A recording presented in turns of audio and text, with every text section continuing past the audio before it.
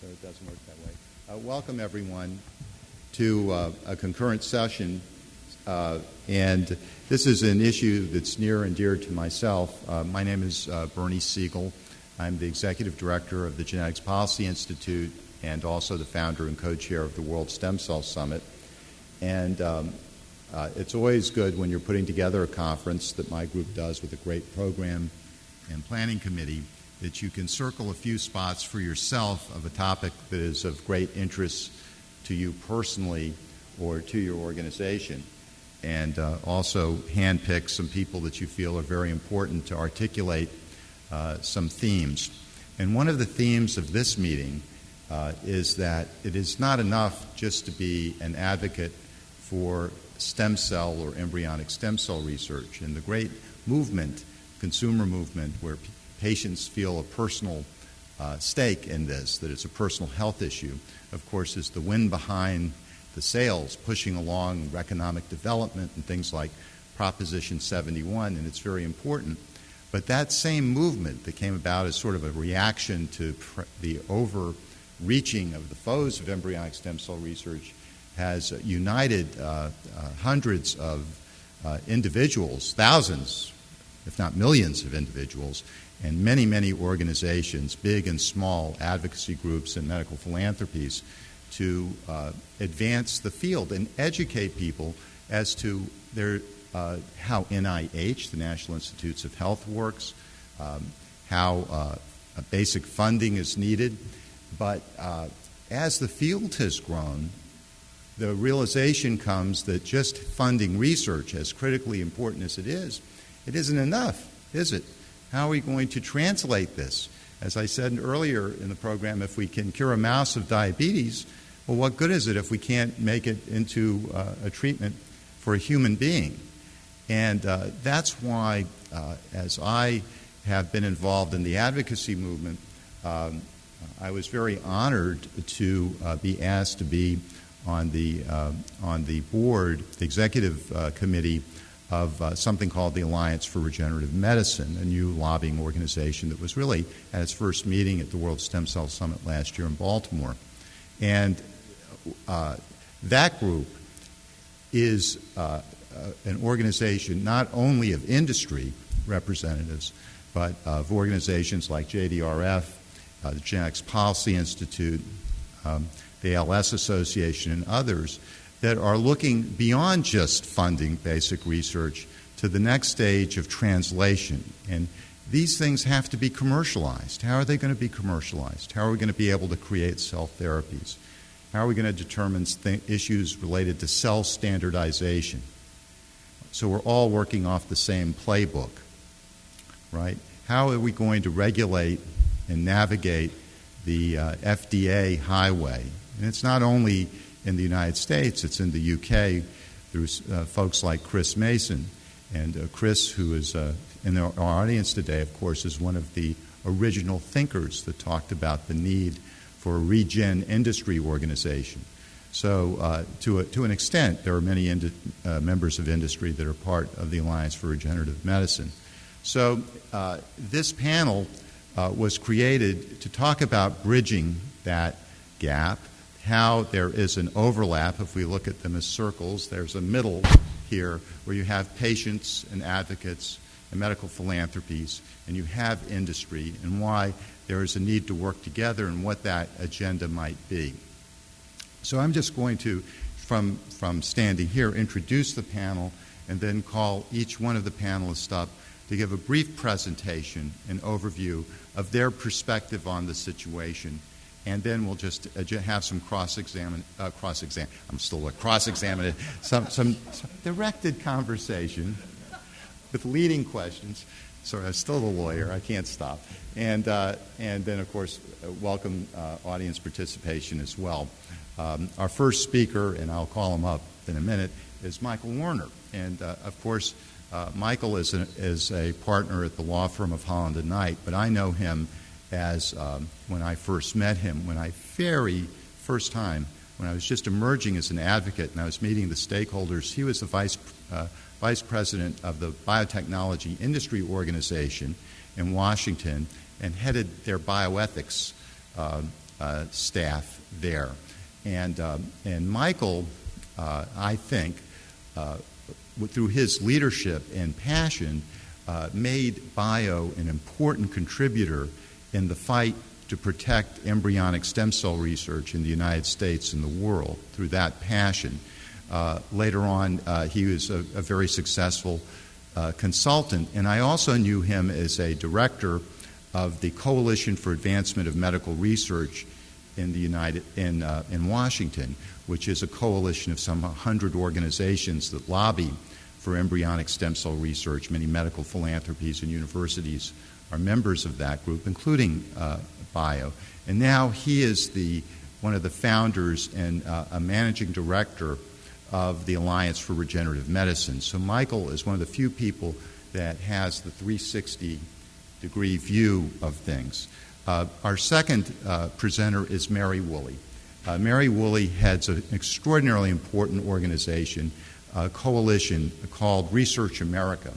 And Research America is known, and Genetics Policy Institute is a member of Research America, is known because they are the leading advocacy, education organization representing many philanthropies and universities asking and showing, demonstrating the importance of funding medical research, how critically important that is. And the population as a whole does not understand this. And through the polling and surveys that Research America presents every year, it turns on the lights, not only to the general population, but to the lawmakers and the decision makers. And it provides such an invaluable service. And her views on how basic research moves to translation and the understanding that the stakeholders have in this are critically important. And our third speaker is Andrew McKee, who is the head of JDRF, Juvenile Diabetes Research Foundation in Canada. I had the pleasure of meeting him for the first time in the Canada House on Trafalgar Square in London, where we were at another stem cell meeting. And I couldn't think of a better, more passionate spokesperson for the juvenile diabetes community. And of course, a major locomotive in moving research forward in a grassroots level, in a Washington level, in a funding level in the world is the Juvenile Diabetes Research Foundation. So I think with these three experts, we will all get a better background of the crossover agenda that exists between advocates and industry to move the field forward. So as our first speaker, I want to invite up Michael Werner. Thanks, Bernie. And I will say on a personal note, I haven't been in downtown Detroit in a long time, and I'll tell you that the last time I was here, I was a freshman at the University of Michigan, and right next door here is Cobo Hall, and I saw Bruce Springsteen put on quite a show, I must say, and of course, you know, people of our age, we say like, oh, in those days they put on much better shows than they do now, and it was so long ago that Bob Seger actually came out on stage and did a cameo. So there you go. But it's a thrill to be at the World Stem Cell Summit. Bernie and the GPI deserve so much credit for having a vision a number of years ago to bring the stakeholders together. There are a lot of conferences that are about industry, and there are a lot about science, and there are a lot about even advocacy. But this conference is, what makes this conference special is it really brings the whole community together to talk about the challenges, the promise, the hope, and what we need to do to achieve our goals. And I really commend Bernie and his whole crew for putting on such a terrific show each year. I really think that when Bernie asked me to speak today about this, I will just say this, I think, is I know it's not a huge crowd in this room, but I think it's arguably the most important thing to talk about because it's the combination of patients and industry, I think. And when I say industry, I'm going to include, obviously the scientists within industry that really so often drive change, whether we're talking about political change or the like. And when patients and industry get together and work together, it's a really potent combination. And I can tell you that, Mary does this a lot too. I spend a lot of time in members of Congress office and lobbying on a variety of issues. And really, if you can get patients and industry together, it's enormously powerful. And I think as a practical matter, the two communities really need each other. So it's not only a good idea, it's kind of essential.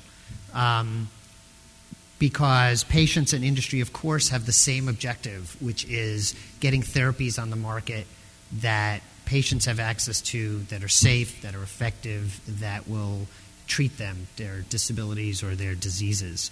So that, of course, has practical implications in like a clinical trial process, right, where patients and industry have to work together. But when we're talking about advocacy, it's even more acute because policymakers really need to see the face of disease and disability.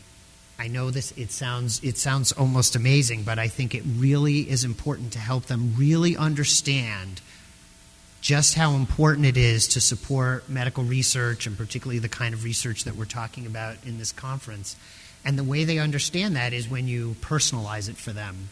And you show them that this is not just about some corporation somewhere trying to develop a drug or some person at the FDA who we're working with. This is about this family, right? This individual, this family. And, you show them that and it changes the whole conversation. Because we all know this. Everybody has an experience with illness. And if you can personalize your conversation with a policymaker, then you have a lot better chance of convincing them to your way of thinking. And I think that the stem cell debate has shown us the real power of that. Because I know we're all in the throes of this really difficult time because of the Lambert ruling, and we're all now back to the stage of being worried. But really, if it's possible to sort of hypothetically kind of put that aside, the stem cell, let's call it movement, has been incredibly successful. Incredibly successful. We started out in the late 90s, with a presidential candidate who we thought was going to ban the research. Most Americans didn't know what it was. Most Americans weren't sure they supported it. And then by the middle of the next decade, we had Congress twice, with sizable majorities, passing legislation to authorize NIH to fund it. And still 70% public approval ratings for research, and state initiatives that we know about, and all the other things that are happening. It's a remarkable achievement, really, in about 10 to 12 years. And I think it's a perfect case study in the fact that it worked because patients came forward, because industry and patients and really the whole scientific community worked together toward a common objective and put aside any individual differences they might have for the common success. And so I know we're really in a tough spot now and feeling very nervous.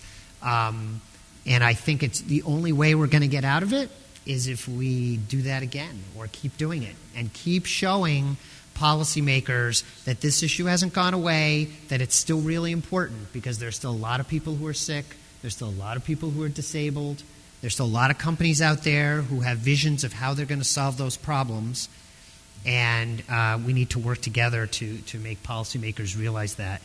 I'll just mention the two organizations, CAMR. We started in 2000. It was JDRF and the Parkinson's Action Network and the Christopher Reeve Paralysis Foundation. myself at Bio, other organizations, certainly Research America has been very involved, and this was our vision to come together and really show that stem cell research was important. And as I say, I think it's been enormously successful. But that was really about NIH funding. Still very important, of course, but I think now what we're trying to do with the Alliance is take it to the next step and talk about how do we commercialize these therapies? How do we have more focus on translational research? How do we go from literally the bench to the bedside so that we can have treatments for people who are sick? So I think I'll just stop there with prepared remarks, and of course happy to answer questions during the Q&A and about that or about any specific things that have happened over the last decade. Thanks.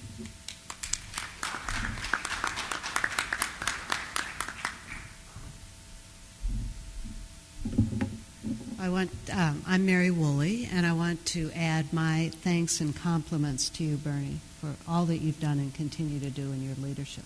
It's pretty remarkable. Not surprisingly, I'm going to resonate with everything Michael said, as well as give you some compliments, well-deserved, for all that you've done and continue to do. So I have just a few comments and a couple of illustrations of those comments to kick things off. I want to start by mentioning I think, quite striking parallel of this week in recognition of science and what it might mean going forward for stem cell research. And I'm talking about the Nobel Prize going to Robert Edwards and his colleague, now deceased, for IVF, which was highly controversial at the time that the science was going on and ultimately the clinical delivery, i.e. getting the job done, making that translation. But it didn't take very long for people to appreciate the value of that 10% of couples who weren't able to conceive and have a family. And then, the babies started being born. So when we get to the point that the cures start being born from stem cell research, a lot of the resistance that we're still hearing about now is going to melt away, if not all of it. Thank you for that. I think it's a message we ought to be delivering this week to everybody we can get our hands on, to make that parallel while it's fresh in the public's mind. So getting to the public, the broad public, is critically important. This is a little, not that long ago, piece of the past from 2005, when the cover of Parade magazine featured an article that we helped supply a lot of information for, but not us alone, on the value of stem cell research and the expectation that it was going to pay off in cures and preventions and treatments. 85 million people read this publication every week, way more than read Science and Nature and the rest. It's important to talk to the broad public, and this article changed a lot of minds, including some on Capitol Hill. So all of us need to be driving for getting to that point more and more often. Now, that was in 2005, and as Michael has already mentioned, today the percentage of support is 70%. And you can read about this and some related statistics in an article that starts on page 48 of that big booklet you got at registration, of indications, very recent data of American support for stem cell research and related issues. And I checked with a friend of mine who runs Humphrey Taylor, who founded and not founded, but who was the previous head of and is still closely involved with a Harris polling organization. And he told me that I was authorized to tell you that a new Harris Health Day poll will be published in the next couple of days, and show that the public, including across demographic groups, holds up at the 70% level, which we don't have enough detail to comment on, but he will, so that similar majorities here, 70% of Catholics, born-again Christians, Republicans, Democrats, independents, men and women alike, agree that stem cell research should be continued and that it's not something to be shut down because it's immoral or unethical. So there is continuing robust public support, which we should not forget about. Now, more to the point of this particular session and the one that preceded it on the economic impact of stem cell research and all research, it's important that we focus as advocates across the various sectors in the community, that we focus on the economic benefits and that getting the job done payoff in health. So there's the health of individuals and there's the health of our economy and of our nation. And as our chair here, former Congressman John Porter, is fond of saying, that no less than the economic destiny of this country lies in science, technology, innovation, and research. Now, we have asked in polls earlier this year, about this phenomenon, we're testing this phenomenon of whether different sectors in the research community ought to work together in the minds of the public. Because there is some concern within the science community, it comes up regularly, about whether it's a good idea or a bad idea, say, for academia and government and industry to all work together. What about conflict of interest, for example? What about ownership of intellectual property and other things? Well, the public, it turns out, just overwhelmingly supports having the sectors work together. And the reasons for this, which I am not going to show you right now, are the simple ones. Let's get the job done faster. Let's share information and move all out on the matter while we're at it. So there is overwhelming expectation as well as endorsement of sectors joining forces. So what are we waiting for, really? Now, in this, I would be remiss if I didn't remind us all that we're only 4 weeks from a very important election, and to remind you that most people, perhaps including people in this room, feel that they're not well informed about their own elected officials' position on research, or, for that matter, the candidates running for office positions. And if you don't know those positions, you can find out on a tool called Your Candidates, Your Health that we, along with a lot of other partners, supports on the web, yourcandidatesyourhealth.org. And if your candidates from your zip code aren't on there yet declaring their views, you can ask them to do so very quickly from the website. And this is the time to do it. This is when people weigh in to questionnaires like this, when people running for office realize that their constituents want to know and they want to be responsive. Please weigh in. If you don't, it could be hazardous to your career as a researcher or your future in terms of your health and well-being. And again, from our chair, our country needs more than just people's votes. That's important from our citizenry. But we also need to do something that makes a difference for science. And this is the time to do it. People who take office when Congress reconvenes in January will be making decisions for all of us for years to come.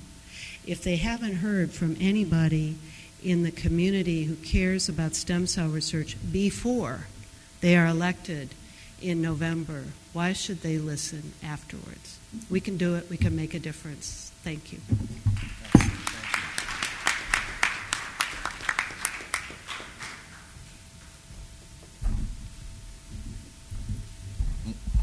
Slight height difference, sorry. Thank you, Bernie, as well. Thank you, Mary. Slight bit of nationalistic pride has to shine through. I'm actually the CEO of JDRF Canada, which is part of a global organization. But when Mary made mention of the recent award of the Nobel Prize in Health, as Canadians, I have to say we were rooting for Tilla McCulloch this year with the 50-year anniversary coming up. So we'll have to hold out for the 51st anniversary, I guess. I don't know how many of you have real familiarity with JDRF, but I'll give you just 1 minute on JDRF and our history. We were founded in 1970 by parents of children living with type 1 diabetes with a focus on research towards finding a cure. And we've remained stalwart in that pursuit ever since.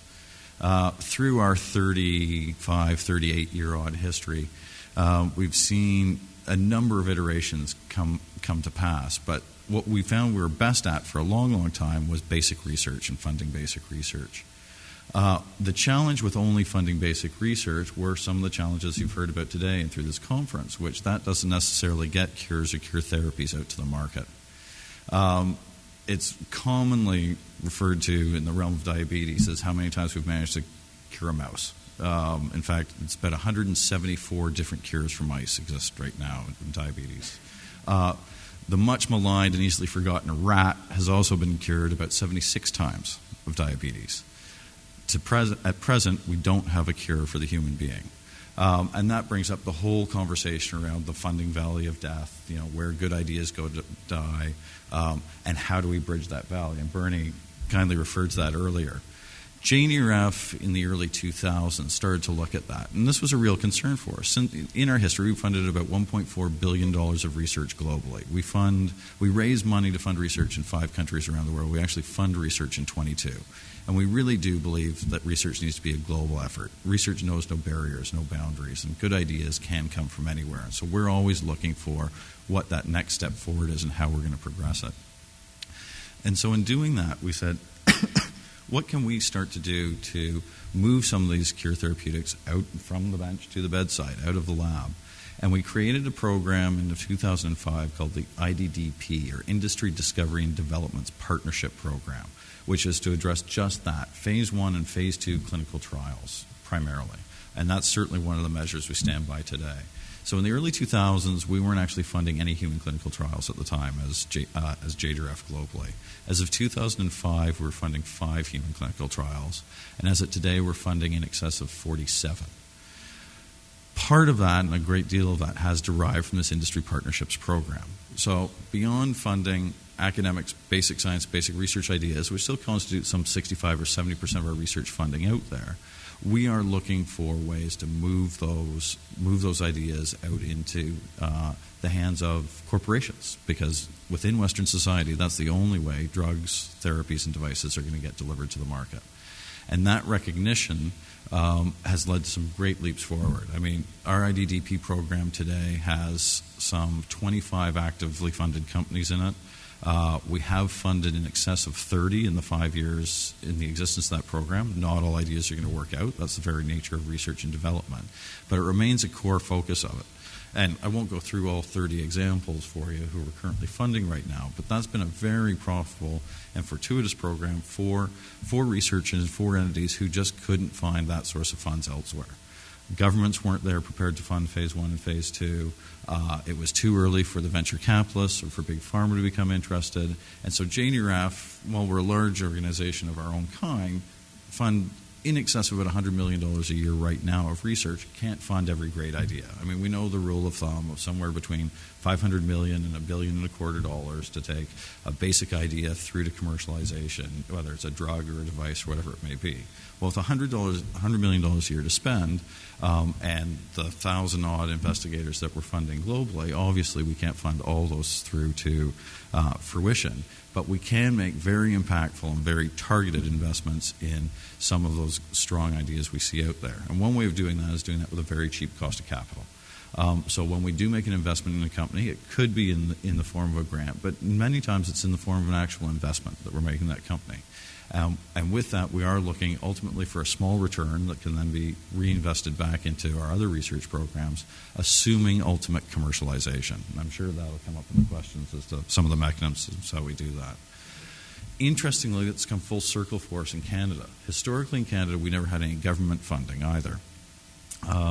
And that was primarily because we never asked. But 3 years ago, we put together a program that wanted to launch a clinical trials network specific to Canada for a variety of reasons. And one of them was from our patient population, our donor base, our supporters, we were hearing access to clinical trials just wasn't the same in Canada as it was in the U.S. And so we had many people crossing the border to try and participate in trials or were frustrated by how long it was taking, because even when something does get approved in the U.S., we have to go through the whole process again with Health Canada and seek different approvals there. With the support of a number of members of our government, in our case we call them ministers, who interestingly was not primarily a health ask we went to. We actually approached the Science and Technology Minister, the Finance Minister, and the Industry Minister to derive support for this program. We managed to establish last November the first Type 1 diabetes-focused human clinical trials network in Canada, which is a $34 million program matched by $20 million from the government and $14 million from JDRF. The reason it's important to say we didn't focus on health that time is, like you have NIH in the States, we have an institute called the CIHR, Canadian Institutes of Health Research, performing very similar functions, or MRC in the UK, same sort of idea.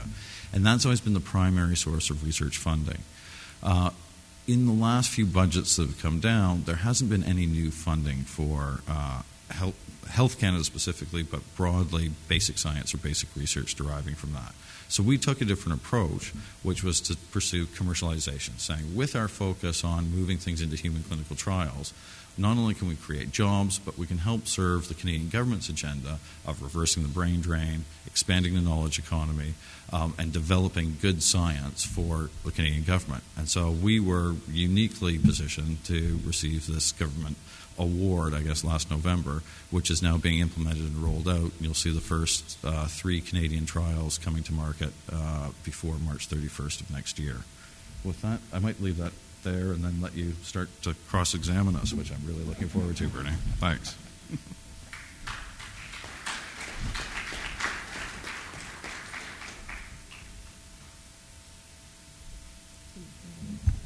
Thank you for presenting so well. So we've heard a lot about the Alliance for Regenerative Medicine, and you had your meeting within this meeting this morning. Michael, would you mind sharing a little bit more about the organization, what its goals are right now, and where it stands in our universe? Sure. So, as Bernie said, we had our initial board meeting last year during the World Stem Cell Summit. So this was our first anniversary. Can't hear you. Are you on? Hello? Are we on? Are you clipped on? I'm clipped on. Can you hear me Wait. better? Wait, this is on. Turn this. There you go. Is that better?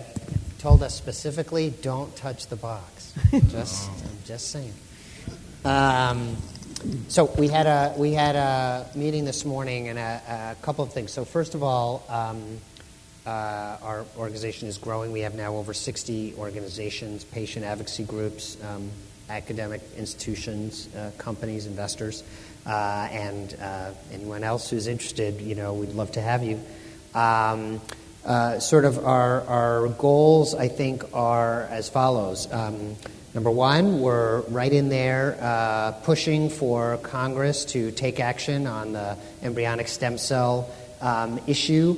Obviously, the court ruling has created this whole cloud of uncertainty at best, and we really need Congress to step forward and pass legislation to clarify and respond and make it obvious that NIH is allowed to do this research and should continue to do so.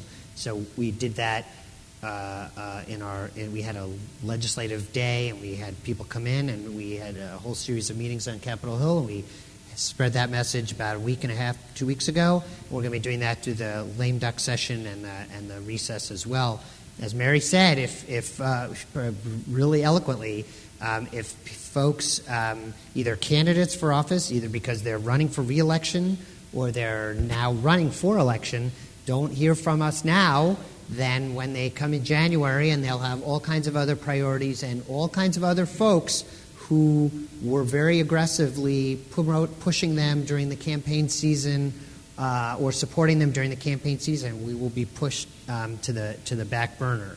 So we're going to be doing that. The second thing is legislation was introduced the end of September, the first ever Regenerative Medicine Promotion Act, which has provisions about improving collaborations between nonprofit and for-profit sector, translational research grants. It calls on the federal government to, for the first time, develop a regenerative medicine strategy. There's about 15 federal agencies currently that are involved in regenerative medicine, believe it or not. And by the way, that counts the NIH as one, right? Even though there's about 7 or 8 institutes. But we need to make sure they're coordinating their efforts, that we have an understanding of what the federal government is doing on funding policy, on regulatory policy, on IP policy, et cetera. Identify where the gaps are and develop a strategy for going forward. We talk about the FDA, et cetera. And then we also have a regulatory agenda, which is about helping the FDA improve its science base, as well as making sure there's a clear and predictable regulatory pathway to the extent possible for regenerative medicine products, whether they be cell therapy products or devices or combination therapies. Also, importantly, and Tom O'Karma said it this morning, we also started talking about how we can expand so that individuals can participate more in the alliance. It's currently members are organizations, but we're trying to figure out how we can do that in a way that's going to be effective and helpful for everybody. So it's an exciting time in regenerative medicine scientifically. It's a tenuous time politically, and we intend to be right at the forefront of all those debates. Thank you. My perception is that there is a gap between the established medical philanthropies and organizations, say, like JDRF, that all started small. By the way, none of these just came into being and were massive organizations. They started generally with individuals, but have grown. But then in the stem cell world, there are all sorts of organizations that are truly grassroots. Texans for Advancement of Medical Research, Missourians, Missouri Coalition for Cures, Stem Cell Research and Cures, Michigan Citizens for Stem Cell Research and Cures, Cure Michigan, that are constituents and candidates. And some of them, such as the Missouri group, has 100,000 names in the database. And this type of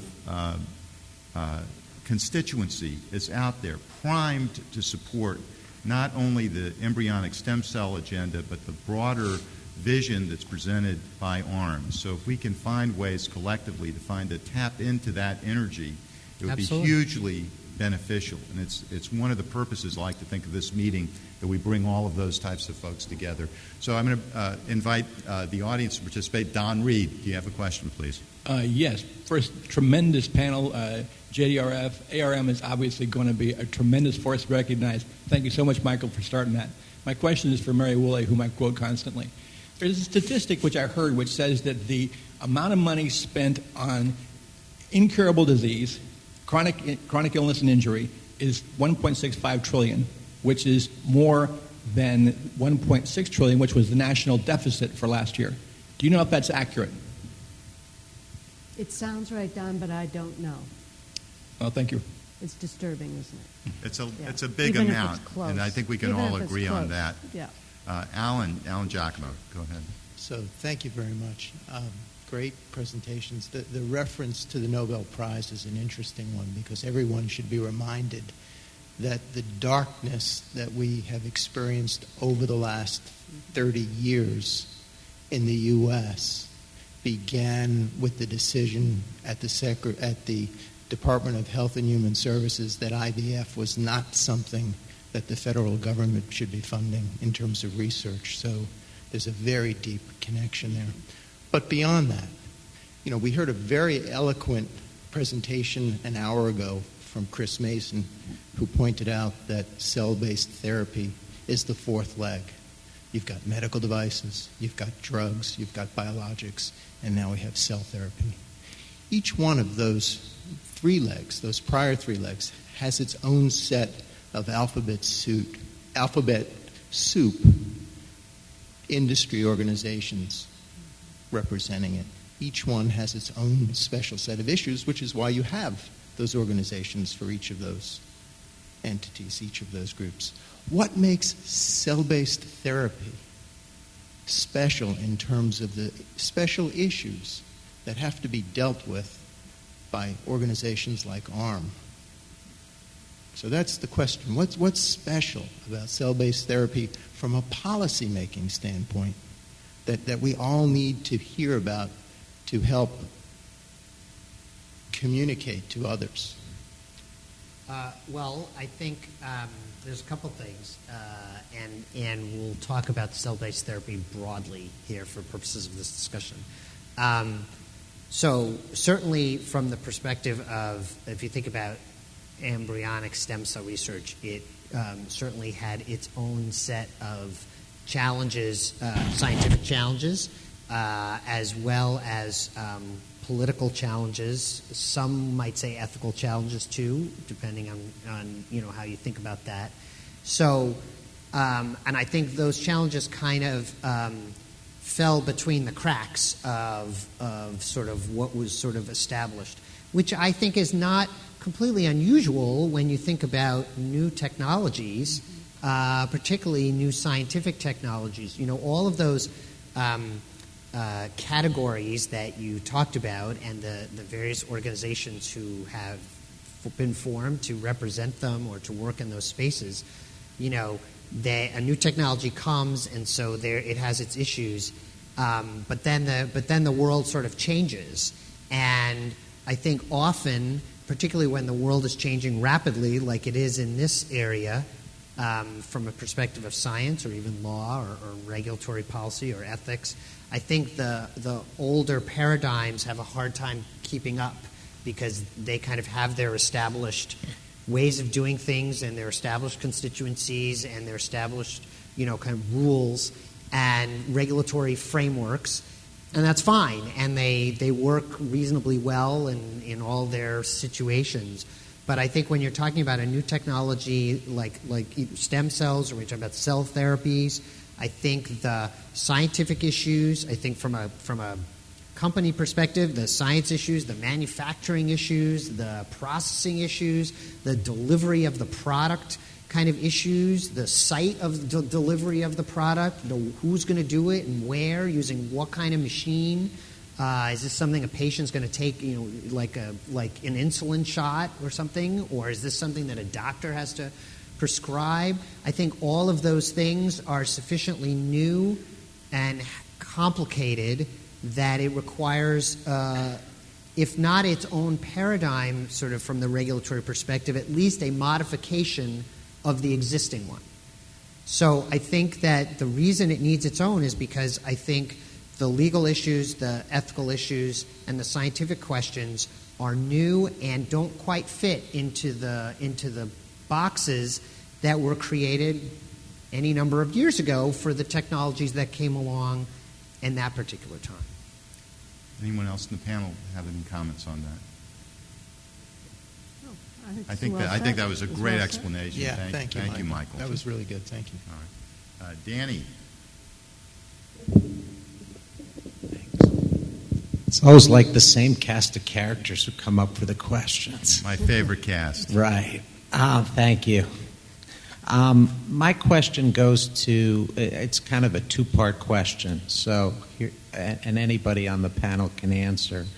My first part of my question, for many years, we've seen from the biotechnology, Big Pharma has done very well in terms of their relationships and Alliance for Regenerative Medicine, and the regenerative medicine industry is fairly new, so hopefully it might be a little bit different regarding getting patients involved in clinical trials.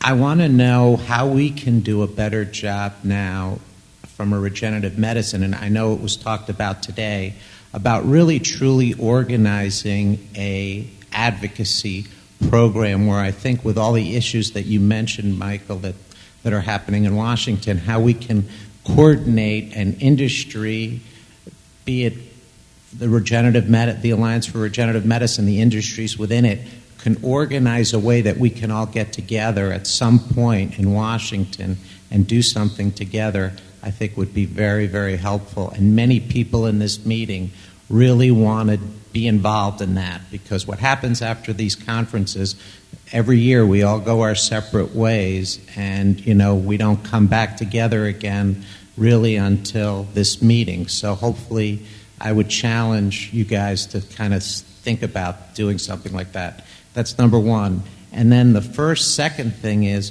what can we do through the Alliance of Regenerative Medicine for patient advocates from an employment standpoint?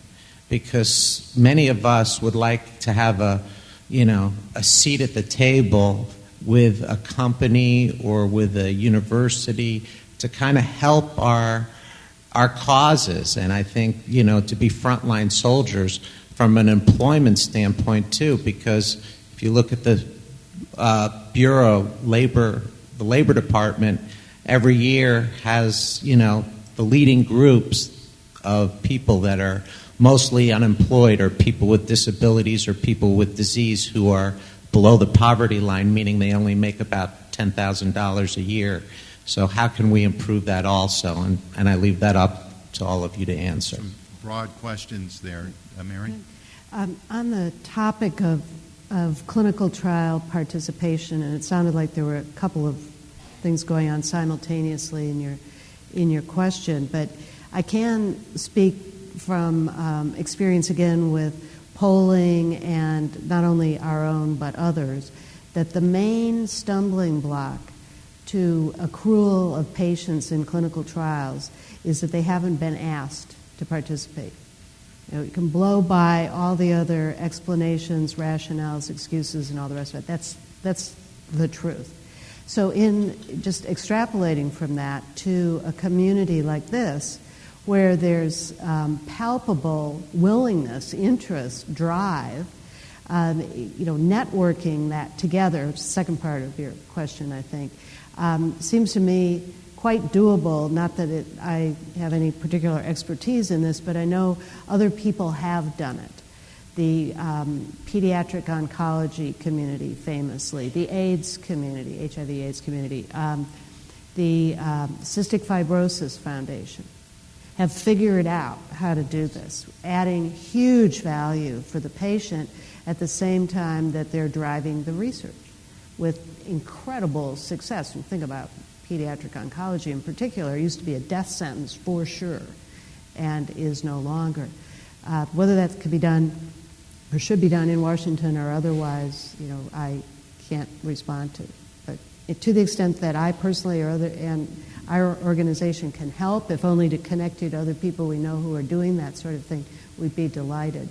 And as to your second question, what a thoughtful one it is, and maybe what it would take, this is an out there suggestion, but maybe a sort of a version of a petition to pharma and, for that matter, federal agencies to just take a pledge to literally employ advocates instead of always expecting it to be a volunteer participation, if there's any participation at all.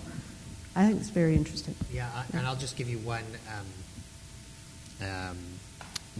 very, kind of specific example. So one of my clients, not in regenerative medicine, but a biotech company,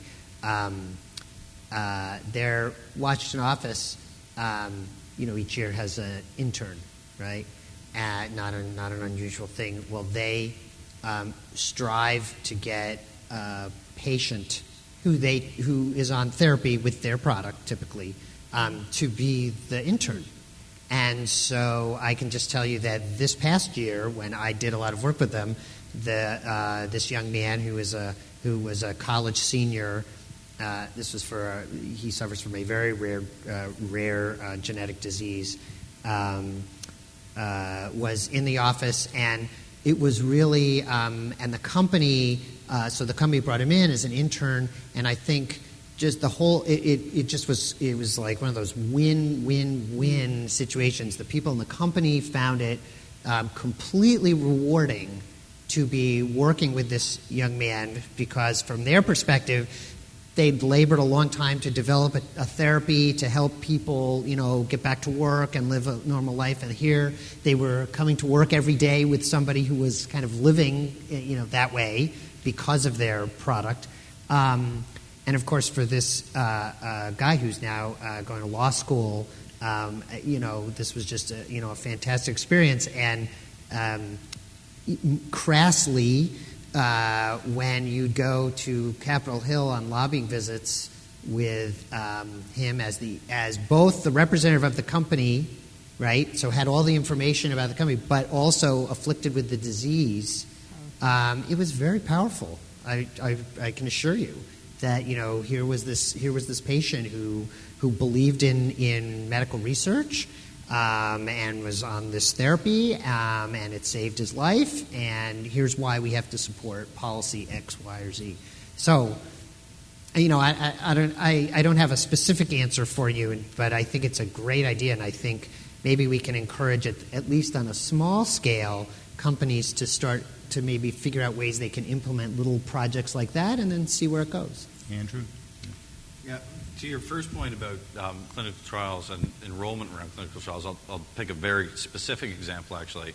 Just recently, with Osiris, which is one of JDRF's industry partners, and the prochymal work they're doing, they were having trouble fully enrolling the clinical trial. So JDRF, as part of our partnership, stepped in and solicited our donor base, our participant base, and managed to get that fully enrolled. And that helped Osiris achieve their fourth milestone payment of $750,000 from us, and that's moving prochymal forward, again, in the realm of type 1 diabetes. So very specific to type 1 diabetes and what we do.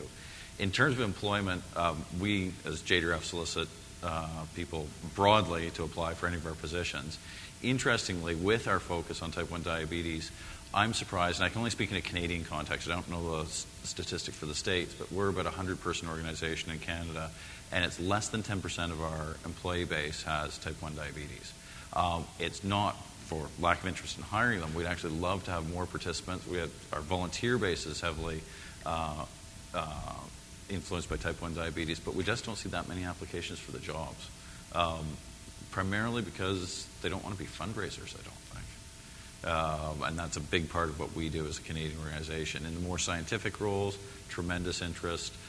Certainly in our research base and the researchers we fund globally, there's a great preponderance of people who the reason they have an interest, or had an initial interest at least, in diabetes generally, but type 1 diabetes is either a direct connection themselves or a family connection.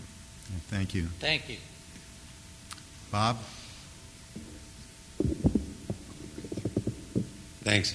I know that all of the speakers can address this question very well, but I'm obliged to ask it of Andrew. However, first I must ask Bernie's permission to treat him as a hostile witness. Permission granted. Thank you, Your Honor. And following on Danny's question, it's because I know that Andrew can take this both from the perspective of the theme of the session today, the emerging alliance between advocacy and industry, and following on Danny's question, stemming or coming out of the success of the JDRF clinical trial initiative. Looking globally, what could you see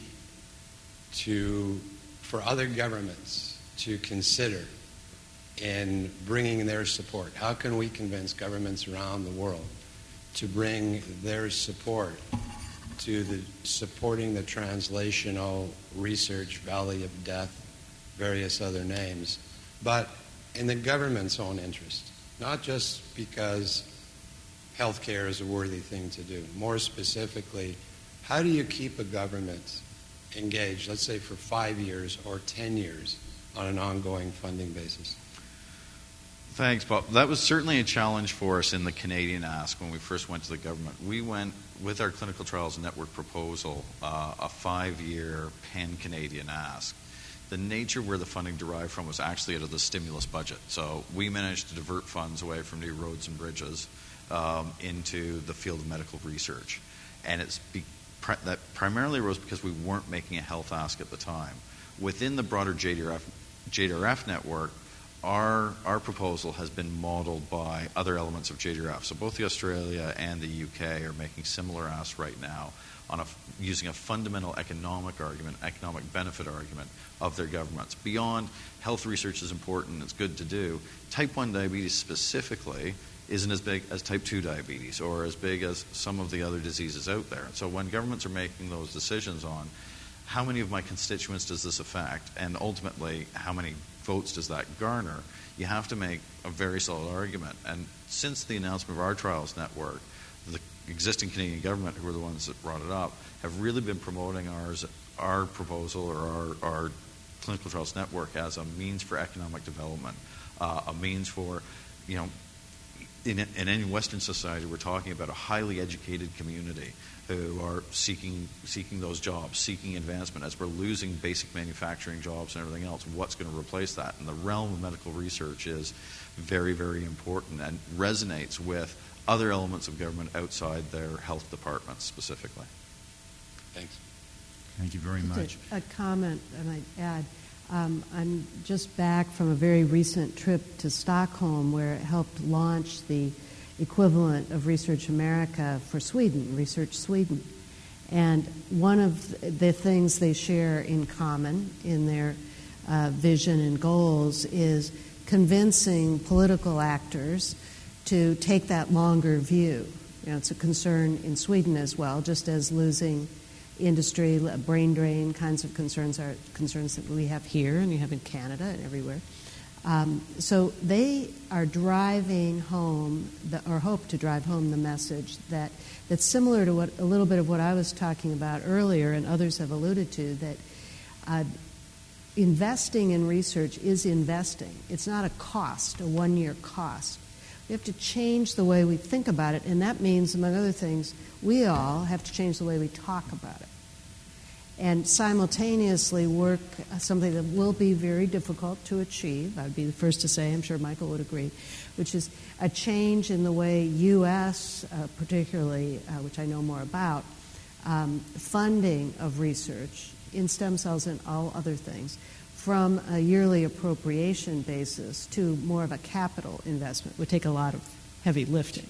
But those changes are more likely to happen at a time of massive change, like huge turnover in the Congress, for example. So it's not impossible that we could get there. But ultimately, it gets back to something I think Andrew said too just now about political actors are thinking about getting reelected.